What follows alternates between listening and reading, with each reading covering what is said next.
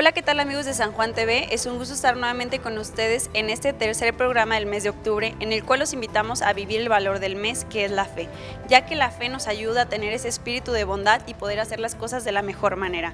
Vamos a platicar durante este programa de algunos mitos y leyendas que son muy sorprendentes y populares en México, así que no se lo pierdan y vamos a nuestra primera cápsula, un valor para vivir. ¿Qué tal amigos de San Juan TV? Es un gusto nuevamente poderles saludar. La fe es un valor para vivir. Generalmente cuando hablamos de conceptos como la fe, es necesario tener algunos ejemplos de personas o de circunstancias que nos ayudan a comprender mejor lo que es la fe. Así es de que hoy quisiera hablar de Abraham, nuestro padre en la fe. Abraham recibió el llamado de Dios: deja tu tierra, deja tu parentela y ve a la tierra que yo te indicaré. Haré de ti una gran nación, le promete Dios a Abraham.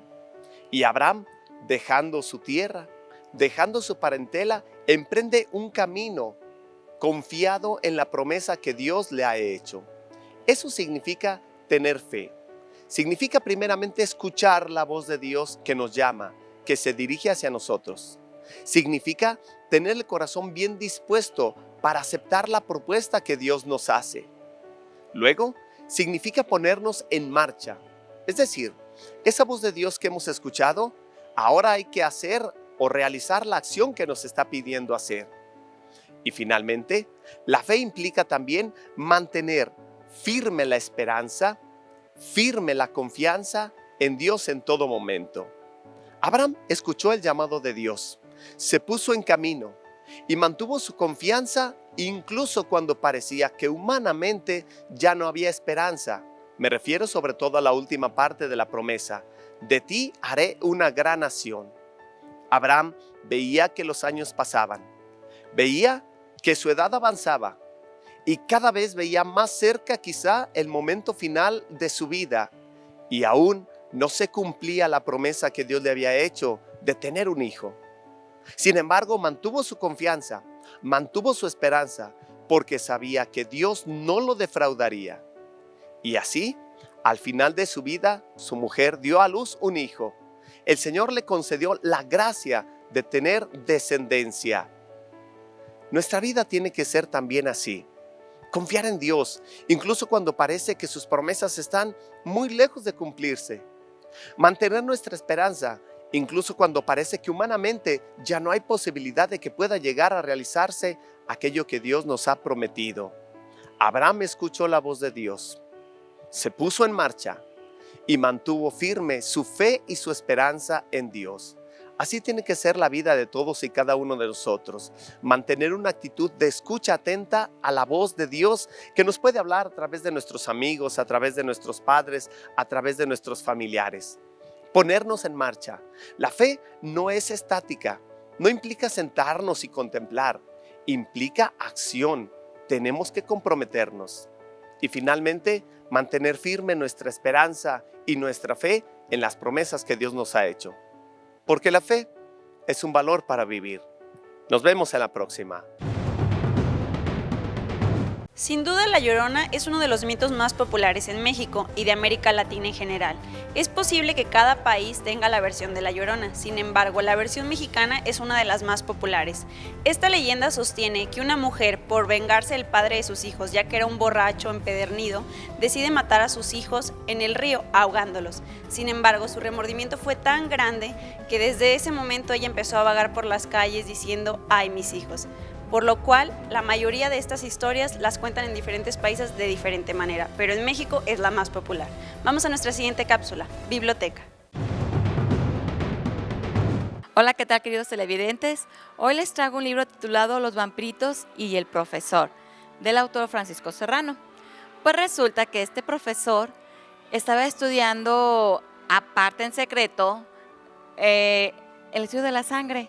Él quería saber cómo era su función, cuál era el plasma, todo, porque la finalidad de él era conseguir mezclar la sangre con otro líquido para que en un futuro ya no nos alimentáramos.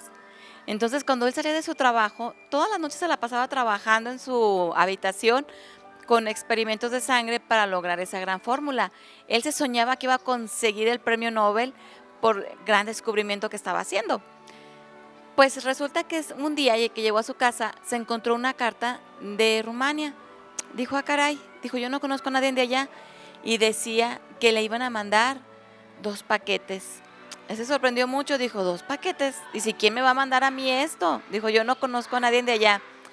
Bueno, él se concentró en su trabajo, se la pasó toda la noche estudiando, se quedó dormido ahí en su estudio y a la mañana siguiente muy temprano 2 cargadores del correo llegaron a tocar la puerta. Y cuando él se le olvidó por completo, cuando abrió la puerta dijo, bueno, ¿qué ocupan? Dice, le traemos sus 2 paquetes. Dijo, ¿cuál paquete? Y por fin reaccionó y dijo, ya. Dice, pásenle. Eran 2 baúles grandes. Él todavía seguía sin entender qué significaba eso. Leyó una carta donde decía que le mandaban eso porque en el castillo donde vivían se había derrumbado, se habían caído las columnas y pues que ya no tenían dónde proteger lo que venía en ese baúl. Él no entendía mucho el mensaje, entonces tomó el baúl, lo abrió y se dio cuenta que dentro de ese baúl había otro baúl medio viejo pero bonito. Tomó las llaves, lo abrió y vio que había un niño, pero parecía de cera y era blanco, dijo, caray. Y luego volvió a abrir el otro baúl y era una niña y también parecía de cera.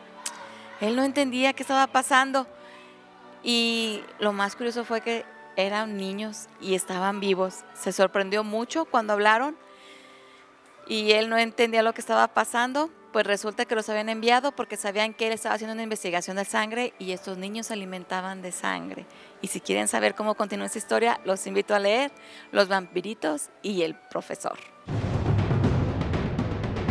Otra historia que sin duda no puede faltar es el Callejón del Beso. Es una historia que la mayoría de las personas conocemos, pero sin embargo siempre buscamos ir a Guanajuato a ver esa bella postal donde se realizó. Se trata de doña Carmen, una persona que tenía un papá muy celoso y que él no estaba de acuerdo de la persona con la que ella estaba enamorada. Ella estaba enamorada de alguien que no tenía el poder adquisitivo. Sin embargo, su papá, al no aceptarlo, la escondió en una casa colonial y al ir a visitarla, se la encontró besándose con aquella persona que él no quería. De tanto odio que sintió su papá, lo que hizo fue clavar una daga en el pecho y profundamente ella murió. Es una historia un poco drástica, pero sin embargo es parte de lo que se reflejaba en aquellos años en México. Ahora vamos a nuestra siguiente cápsula, Piedad Mariana.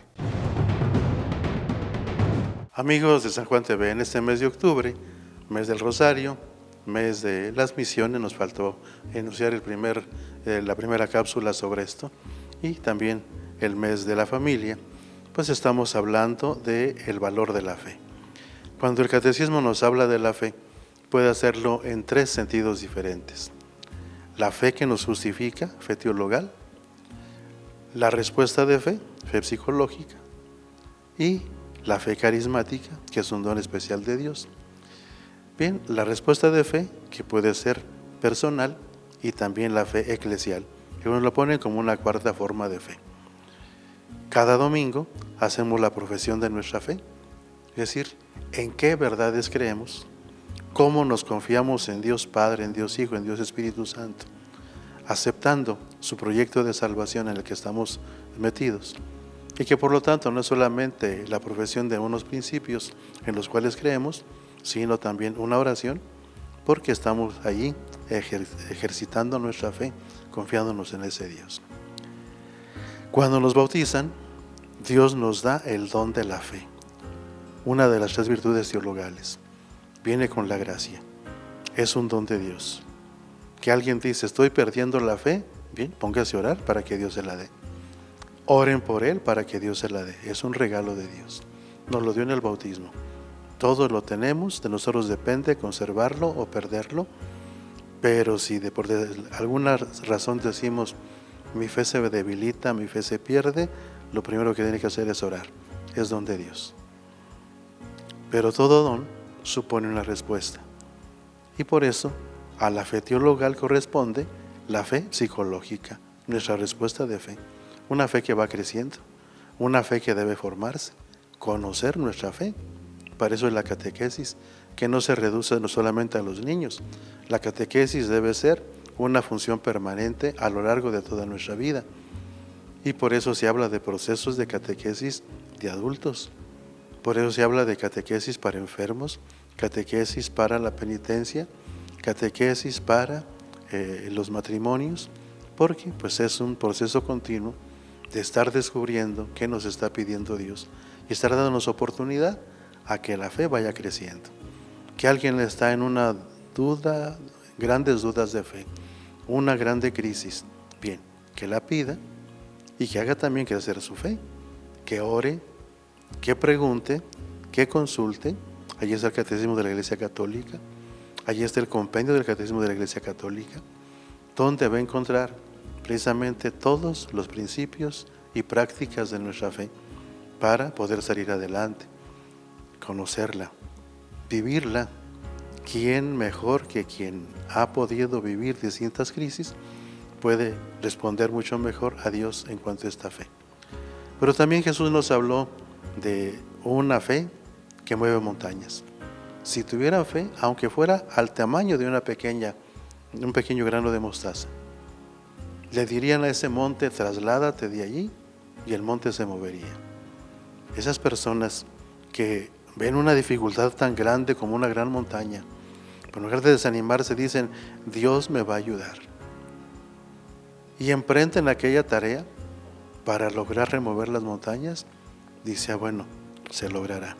¿Y cuántas personas de veras, con su oración, con su acción, logran remover lo que parecía que era imposible por su tenacidad? Hablamos de una fe carismática.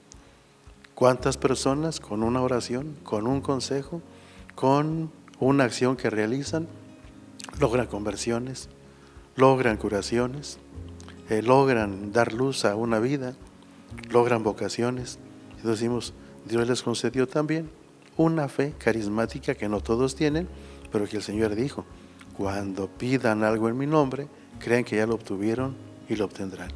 Bien, mis amigos, pues valoremos, agradezcamos y sigamos pidiendo conservar la fe teologal. Tratemos de acrecentar con la oración y el estudio de nuestra fe, la fe psicológica.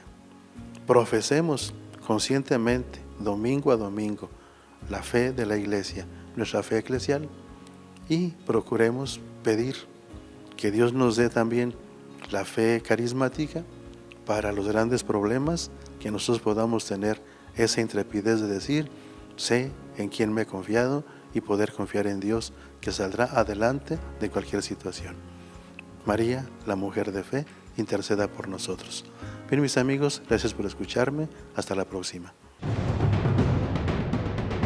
El mensajero es otro de los mitos muy populares en México y viene desde la cultura maya y nos sigue hasta los días. Lo que cuenta esta historia es que al crearse la tierra, ellos le asignaron a cada animal una función a fin de ayudarnos. Sin embargo, después hubo un momento en el que dijeron, ya no hay quien se encargue de la inspiración, de transmitir una idea de una persona en otra, por lo cual tomaron una piedra de jade y la tallaron de manera que se hizo una flecha y salió volando. Esto simboliza actualmente y desde aquellos años el colibrí.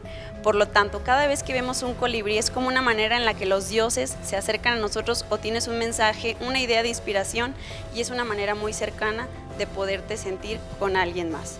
Ahora vamos a nuestra siguiente cápsula, Tesoros Ocultos de San Juan.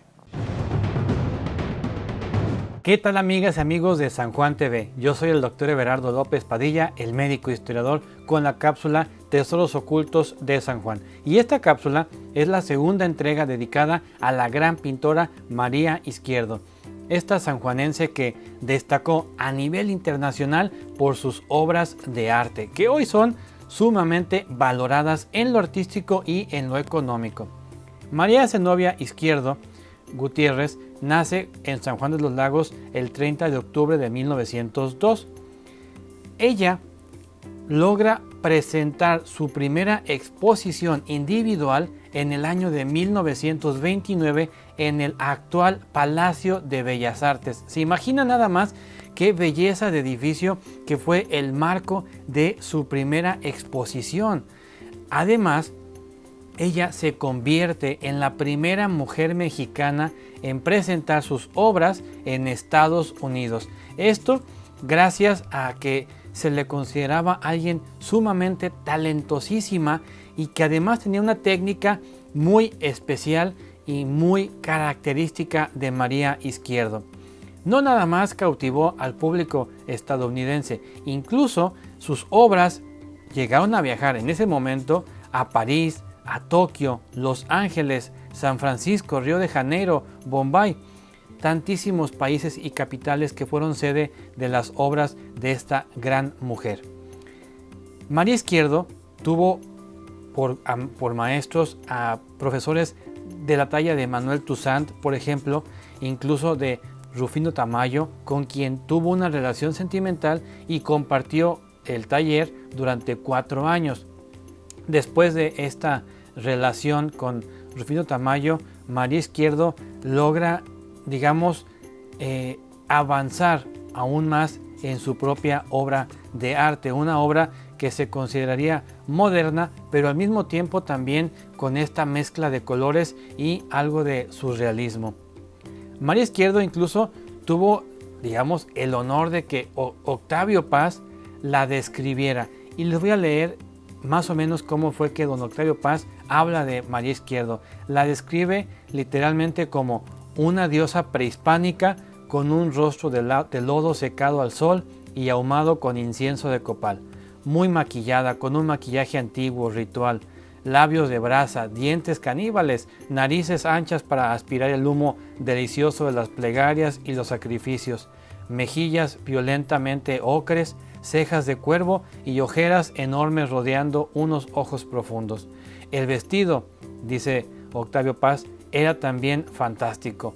Telas azabache y solferino, encajes, botones, dijes, aretes fastuosos, collares opulentos.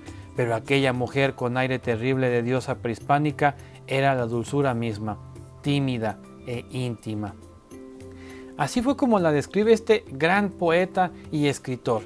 Incluso Antonin Artaud se entusiasmó tanto con las obras de María Izquierdo que es él el que la promueve en París, Francia, y para 1937 la invita a exponer en la Galería Vandenberg.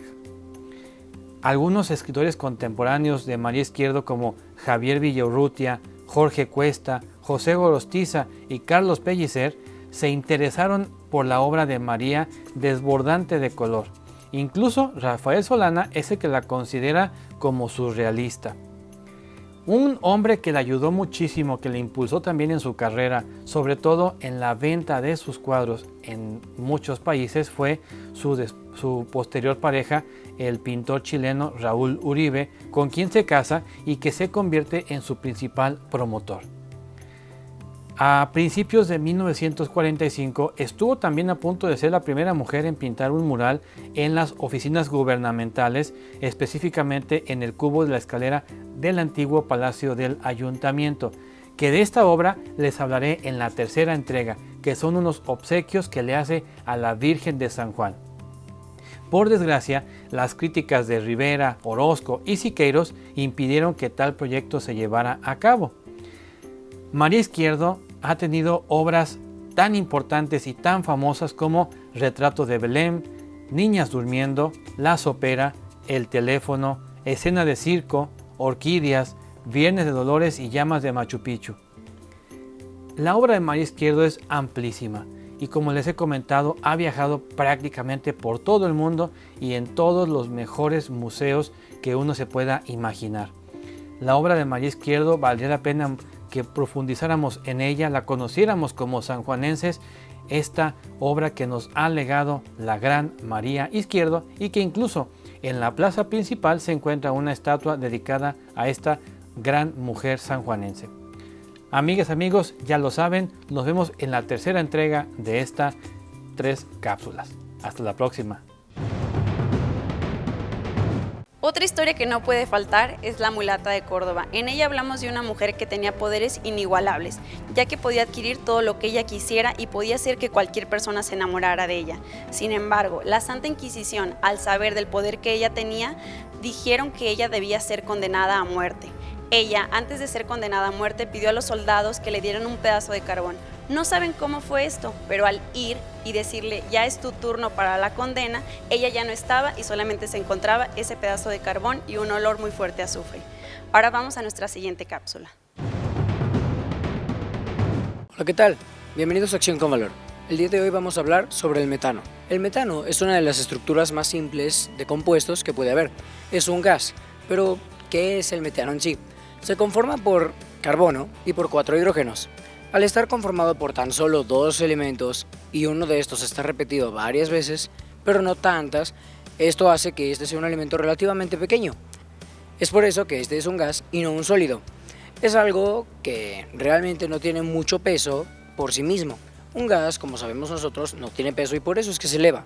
Pero el metano en sí, ¿qué viene siendo? Nosotros contenemos metano, por ejemplo, una de las actividades más sencillas en la que podemos pensar que nosotros realizamos sin pensarlo y que va a soltar metano es echarse un gas. También es ir al baño, pero eso ya es algo que nosotros ya sabemos y controlamos.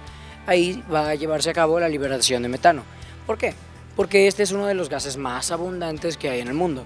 Debido a su simpleza, es algo que va a estar conformado de elementos relativamente fáciles de encontrar en todos lados y que todos los animales, plantas tenemos. Y de esa manera es que el metano es un gas que es globalmente disperso. Pero ahora, ¿cómo es que el metano va a funcionar con nosotros? Nosotros si ya liberamos estos gases, nosotros liberamos presión a partir de gases, en los cuales sí se libera el metano. Esa es una función que tiene nosotros. Pero ¿qué más puede hacer el metano que esté fuera de esos límites, fuera del límite corporal? El metano puede ser una balanza, una navaja de 2 filos. ¿Pero por qué? Porque el metano se puede utilizar como desinfectante de comida. Es algo sumamente importante en la desinfección, en la higiene de los alimentos que van a ser desinfectados, como por ejemplo las manzanas, las frutas, los vegetales. Estos son desinfectados usualmente con metano, además de líquidos combinados con la mayoría de este siendo metano. Pero el metano, como dije, es una navaja de doble filo, porque este también puede ser dañino. Algo que está en grandes cantidades y en muchos lugares va a poder ser bueno, pero también va a ser malo. ¿Por qué? Debido a que este se concentra en muchísimas partes del mundo, del globo entero, pues entonces va a haber metano en donde se quiera. Y tal como el dióxido de carbono, que es algo distinto, sí, pero en fin, ambos contienen carbono, entonces esto va a causar una condensación en el suelo. ¿Y cómo es que esto se va a llevar a cabo? ¿Alguna vez has visto en alguna zona calurosa un montón de humo saliendo del suelo? Ya viene siendo, por ejemplo, el mejor ejemplo de este suelo, el pavimento. Si el pavimento lo ves y está demasiado caliente, está echando humo, este también va a tener metano. ¿Y qué pasa con esto? El calor está haciendo el mismo efecto que puede haber en una estufa. Se calienta el pavimento al igual que se va a calentar una olla, una cazuela encima de una estufa. Y esto va a liberar metano que está reunido por toda esta parte del suelo. Esto haciendo que el suelo esté contaminadísimo de metano. ¿Y esto qué puede ocurrir? Cuando el aire está limpio, por ejemplo, las plantas van a estar vivísimas porque tienen aire puro y limpio del cual agarrar los nutrientes para ellas crear su propio alimento y a nosotros darnos el oxígeno que luego nosotros convertimos en dióxido de carbono. Que sí, aunque este es necesario, si se añade oxígeno, que por ejemplo puede estar muy presente en zonas ganaderas, tales pueden ser como los establos de vacas, que estos son una de las zonas que más metano producen, entonces ahí las cosas van a estar mal. Hasta que podemos entender que el metano va a llegar a terminar, al igual que el dióxido de carbono, bueno, a su mismo estilo, con el mismo planeta. Entonces sí, es algo bueno que nos va a ayudar a comer bien, a desinfectar nuestros alimentos y a evitar muchas enfermedades. Pero el metano también, todo en exceso es malo. Por ende, si este se condensa muchísimo en el suelo, va a empezar a matarnos también, al igual que va a empezar con las plantas, luego con las plantas los animales, y así la cadena nos va a afectar a nosotros. Esto ha sido todo por hoy. Nos vemos en la próxima Acción con Valor.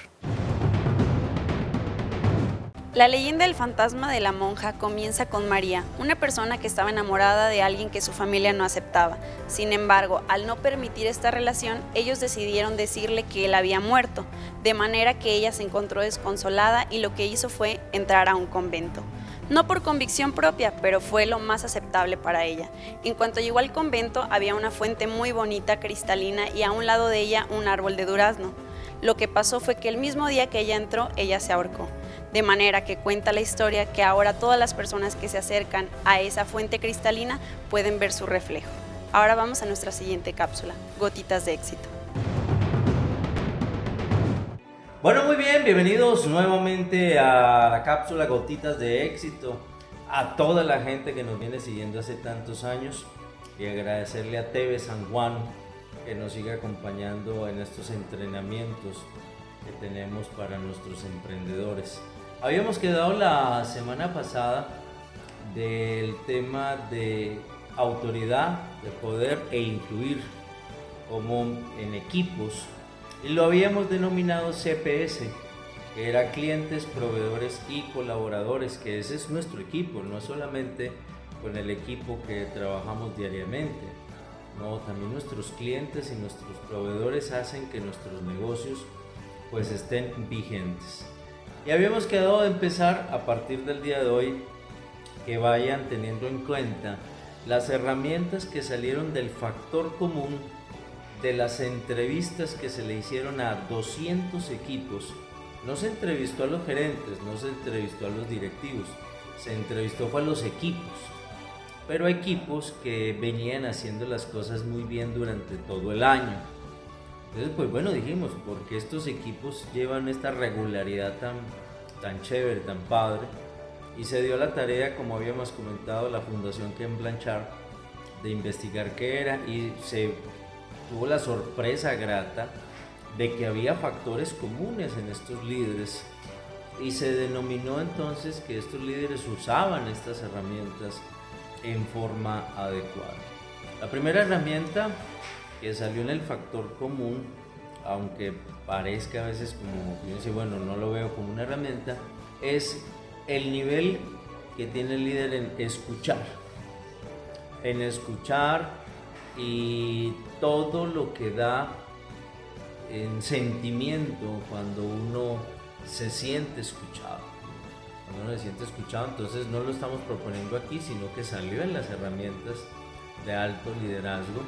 Y una de las bases fundamentales de escuchar es decirle a la otra persona, tú me importas, realmente me importas. Cuando escucho con buena atención, con el ánimo de encontrar el porqué y el para qué de esa conversación. Así que, queridos líderes, estamos en este proyecto a afilar esta herramienta, tenerla muy lista todas las semanas con el tema de escuchar tanto a los colaboradores, probadores, correcto, y hacerles sentir lo importante que son para nosotros. La segunda herramienta que estuvo en el nivel de evaluación y que a la gente le encantaba que el líder tuviera esa herramienta es la de participación. O sea, que se sentían muy cómodos cuando un líder deja participar genuinamente en la toma de pequeñas decisiones, no en las estructurales, pero sí en las coyunturales, generando así un sentido de pertenencia y permanencia. Se vio que definitivamente la gente, cuando participa genuinamente en la toma de pequeñas decisiones, van creando un sentido de pertenencia y permanencia. Muy bien, ahí está la segunda herramienta que salió en la clasificación, y la tercera herramienta que salía en ese orden de clasificación en la entrevista era precisamente el modelaje. Y cuando salió esta entrevista me afloró un principio de un grupo en el que yo trabajé hace muchos años, que decía: no le exija nada a nadie si usted no lo ha enseñado. Me parece que tenía mucho fondo, y hoy mira cómo sale en esta encuesta de Ken Blanchard la herramienta de el modelaje. Si tú quieres como líder un equipo positivo, pues el equipo reclama un líder positivo. Y si tú como líder quieres un equipo comprometido, pega contra pared y te exigen un líder comprometido. Y así sucesivamente, ¿no? En cualquiera de las características, el equipo te está pidiendo que seas el modelo de lo que realmente quieres que ello aplique. Y la número 4, y con esa terminamos esta cápsula y dejamos 4 herramientas para la próxima, es que un líder debe estar siempre pendiente del ambiente y los recursos. Que si yo voy a exigir un resultado, es porque doy los recursos para que salgan, los recursos para que se den.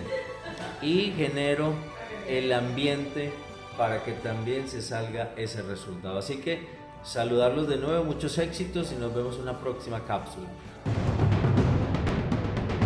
La leyenda del Callejón del Muerto habla de un hombre que era el encargado de encender las lámparas de aceite de todas las casas durante la noche. Sin embargo, un día fue asesinado de una forma muy extraña, pero solamente le faltaba una lámpara. Cuentan las personas que todas las noches él regresa a prender esa lámpara y checar que todas estén prendidas, ya que su muerte fue demasiado rara. Ahora vamos a nuestra siguiente cápsula, nutrición. Hola amigos de San Juan TV, nuevamente con ustedes. Continuamos hablando de estos temas de alimentación y nutrición. En esta ocasión estoy hablando del tema del embarazo. El embarazo y la alimentación, donde estamos revisando qué cosas tengo que cuidar, insistiendo en que debemos cuidarnos muchísimo, muchísimo. Desde que estoy planeando un embarazo o desde que estoy en edad reproductiva, debo de cuidar muchísimo mi alimentación para poder ofrecerle al bebé, al nuevo ser que yo voy a tener conmigo, por 9 meses, poderle ofrecer todo lo que va a necesitar, porque él va a tomar lo que necesita y a mí me va a dejar con nada, porque el bebé se va a asegurar lo que él necesita. Y si no lo tengo, voy a tener problemas con él. Y les mencionaba yo que se habla que los 1000 primeros días son muy importantes, porque en esos 1000 primeros días se van a determinar algunas funciones como las neurológicas. Les hablaba en la cápsula anterior sobre el hierro. El hierro es un mineral muy importante porque ayuda al desarrollo del cerebro. Si yo llego a tener deficiencias, a mí como mamá me lo va a representar con problemas de anemia, y la anemia no es más que cansancio, falta de energía, falta de oxigenación y algunas otras consecuencias médicas que se pueden llegar a presentar. Por lo tanto, la recomendación que tiene la Organización Mundial de la Salud, aunque tú no presentes anemia, son 300 miligramos diarios. Eso deberías de estar consumiendo. Si tienes algún problema ya de anemia, la cantidad aumenta hasta 120. Y esto el doctor lo va a determinar de los estudios que él te tome, o incluso si tú vas a decidir tener consulta con nutriólogo para que te esté dando tu alimentación, siempre es importante que aparte de tu buena dieta, tengas el complemento con el hierro para que le asegures esto al bebé y tú te quedes con tus reservas, porque el bebé se las lleva. Otro mito grande que existe, porque es mito totalmente, que cuando uno está embarazada debes de comer por 2.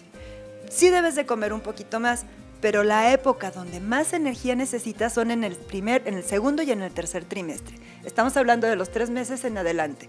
Los primeros 3 meses tus reservas van a ser suficientes. Si estás con los achaques, vómito y demás, pues muy probablemente vas a tener otro tipo de alimentación. Pero en el segundo trimestre el bebé comienza a necesitar mayor cantidad de energía porque comienza a crecer. En el primero necesita calidad porque se están definiendo los órganos, sobre todo el sistema nervioso central. Pero en el segundo trimestre comienzas a necesitar alrededor de 340 calorías diarias, extras a las que necesita tu cuerpo sin embarazo. Por lo tanto, si el cálculo para ti son 1500, las 350 son 1850 calorías las que debes de consumir. Y si estuvieras ya en el tercer trimestre, que es cuando cumples los 6 meses, tienes que aumentar solo 100 más, que serían 450 calorías. Serían 1950 porque es cuando el bebé crece más. Es la época en la que el estómago se te va para arriba. Y aquí viene el aumento de peso. ¿Cuánto debes de aumentar de peso? Por ahí dicen 9 kilos. Realmente no hay una cantidad exacta. Mucho va a depender de cómo inicies tú el embarazo. Si tú inicias con sobrepeso, obvio que tienes que subir menos de peso, y serían más o menos 5 kilos, lo aceptable, porque eso sería el aumento del bebé, placenta y tejido en sangre que se va a formar adentro de ti. Lo demás tiene las reservas suficientes. Hay que vigilar la calidad de lo que comes. Si tú estás con desnutrición, se habla que puedes llegar a subir hasta 15, 16 kilos si estás muy baja de peso, pero el promedio oscilaría entre los 7 y los 12 kilos. Ojo, no se puede generalizar. Tenemos que individualizar con cada mujer cómo inicia su embarazo para saber cuántos kilos ella debe de aumentar, porque luego las mamás, nos pasa sobre todo con el primer embarazo, a mí me pasó, donde te dicen estás embarazada y tú no ves nada de panza, quieres subir de peso y cuando menos acordaste, yo ya llevaba 15 kilos y tenía apenas cumpliendo los 4 meses. Entonces imagínate nada más, todo lo que me quedó para después, pues ya no fue nada. Después fue un problema que me convertí en un paciente que tuvo sobrepeso después del embarazo. Y bueno, eso con sus consecuencias de que hay que hacer dieta, mejorar la alimentación y asegurar la lactancia, que es otra cosa importantísima. Entonces, en cuanto a peso, es muy importante que veas cuál es tu peso con el que iniciaste y se hace cálculo para saber cuánto es lo que tú debes de aumentar y en orden. El orden debe de ser casi nada en el primer trimestre, en el segundo trimestre no aumentar más de 2 kilos y el resto tratar de que sean en el último trimestre, que es cuando el bebé crece más. Otro nutrimento importante que tenemos que tomar en cuenta es el calcio. Y el calcio, ojo, es importante en aquellas mujeres que llegan a tener la famosa preeclampsia o problemas con la presión. Lo vamos a ver en la siguiente cápsula. Esta historia ha pasado de generación en generación y hoy por hoy muchas personas dicen que es cierta. Cuentan la historia que el diablo en una ocasión quería llevarse una piedra de la tierra, sin embargo la tierra no se lo permitió y del esfuerzo que él hizo sus costillas quedaron ahí marcadas, por lo cual dicen que si hubiera una persona que fuera capaz de poderse llevar esa piedra, va a poder obtener todo lo que él quisiera por parte del diablo. Después de escuchar todos estos mitos y leyendas, pues nos damos cuenta de que cada uno cambia y es muy diferente conforme a la región o al lugar en el que estemos. Lo importante es poder transmitirlos a nuestras generaciones, ya que son pequeñas anécdotas que nos hacen seguir creciendo nuestras tradiciones. Mi nombre es Giselle Márquez y esto es San Juan TV.